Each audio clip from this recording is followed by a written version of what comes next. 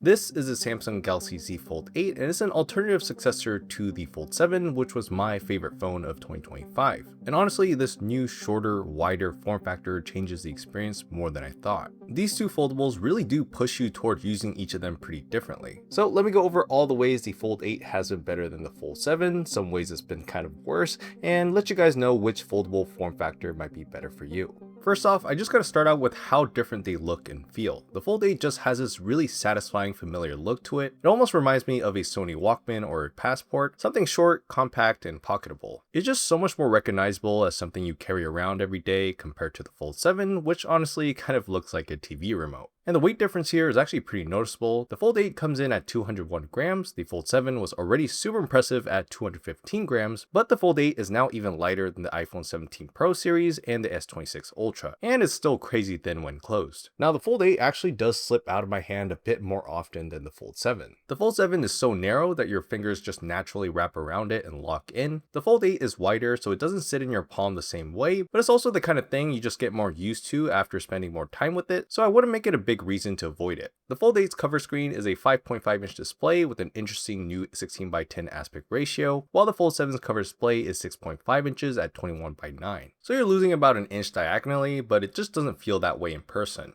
The Fold 7 screen is so narrow and tall that regular 16:9 videos get all this letterboxing on the sides and you end up watching a pretty small video in the middle. On the Fold 8, those same videos just fill the screen up properly and actually look a lot nicer. The wider shape also makes reading so much more comfortable. Two-handed typing is noticeably better on the Fold 8 since you have more thumb space to work with. But the one-handed typing or swipe typing is actually harder on the Fold 8 because you can't reach the other end of that wider keyboard without stretching. On the Fold 7's narrower display, reaching across the whole keyboard one-handed is super easy, so depending on how you usually type, one of these things is going to feel more natural. And the last thing worth covering here is app scaling. Some apps just don't handle the 16:10 aspect ratio that well, buttons get cut off, UI elements get resized weirdly, things like that. On the Fold 7, that tall screen basically never had this problem because apps are built to handle vertical space better. It's totally not a deal breaker on the Fold 8, but it does come up in these early stages. Then opening them up brings out even more differences. The hinge on the Fold 7 already felt solid, so I wasn't expecting a huge leap here, but the Fold 8's hinge just feels snappier. The way it opens and closes, the sound it makes, the resistance, it all just feels more satisfying. The one trade-off is that the flex mode is less adjustable on the Fold 8. On the Fold 7, you could hold it at all kinds of incremental angles. The Fold 8 is a bit more sensitive to snap fully open. Then there's a crease, and Samsung has made it noticeably shallower and wider this time around. I didn't think much about it on the Fold 7 either, but this is even less of a thing here.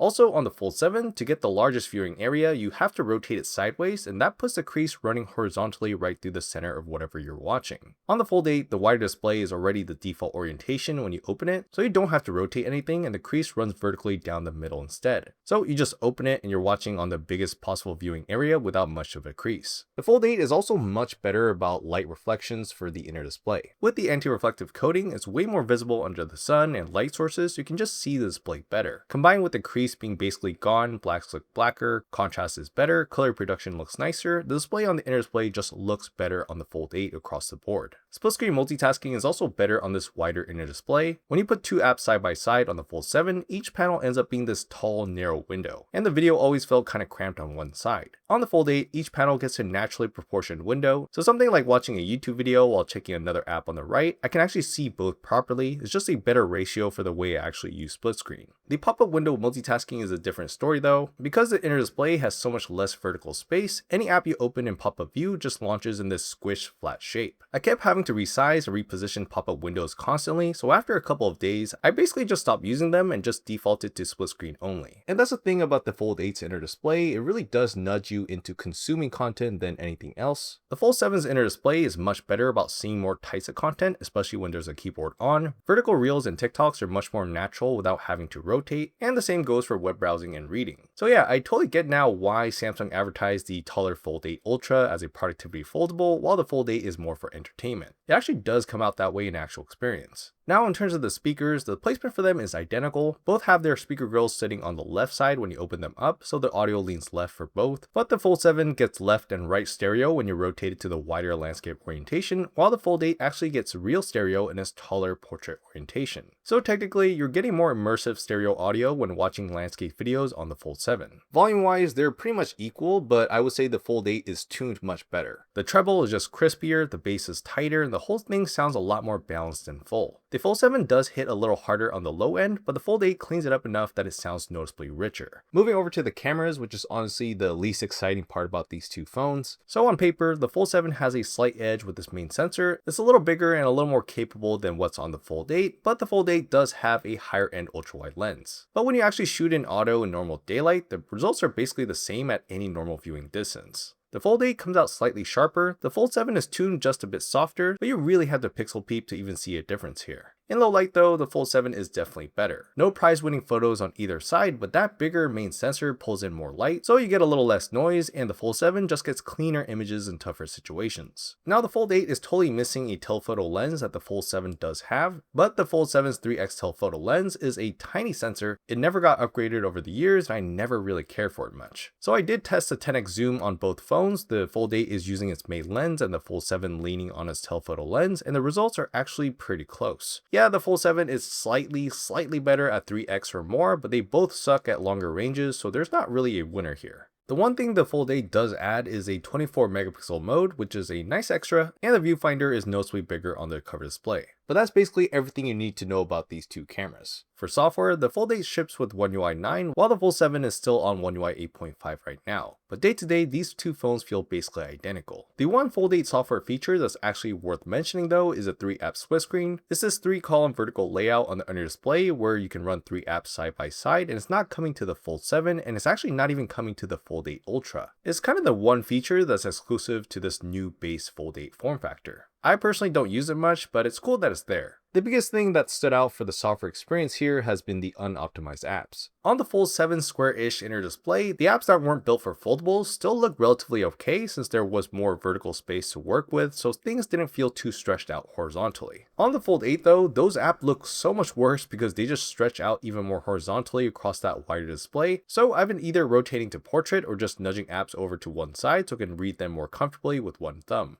So I'm definitely hoping we see better optimizations for this later on. Inside, the Fold 8 has the Snapdragon 8 Elite Gen 5 and the Fold 7 has a Snapdragon 8 Elite chipset. In regular daily use, of course, you're just not going to feel any difference between these two phones. Now, if you are a heavy phone gamer, the Fold 8 does handle gaming slightly better. The new internal layout dissipates heat a little more efficiently, so you get marginally better frame rates under long sessions. But it's still a foldable, so it still throttles under high heat because the physical constraints are just always going to be there on these thin devices. Then in terms of battery life, the Fold 8 has a 4800 mAh battery up from the Fold 7's smaller 4400 mAh cell. On the default settings, the screen on time of the Fold 8 is about 5 to 5.5 hours for me, which is pretty much in line with what I was getting on the Fold 7. But on the light performance mode on both, I've been getting around 6.5 hours on the Fold 8, which is around 30 minutes better than what I got on the Fold 7. Now the more interesting part to me is how and why the Fold 8 lasts so much better throughout the day compared to the Fold 7. On the Fold 7, I was multitasking constantly, split screen here, referencing something in a pop-up window there, and just getting stuff done. The Fold 8 with that shorter inner display pulls me toward watching content in full screen and doing one thing at a time mostly. With that kind of usage, I've been getting through full days on the Fold 8 pretty easily, which was honestly sometimes tough with the Fold 7.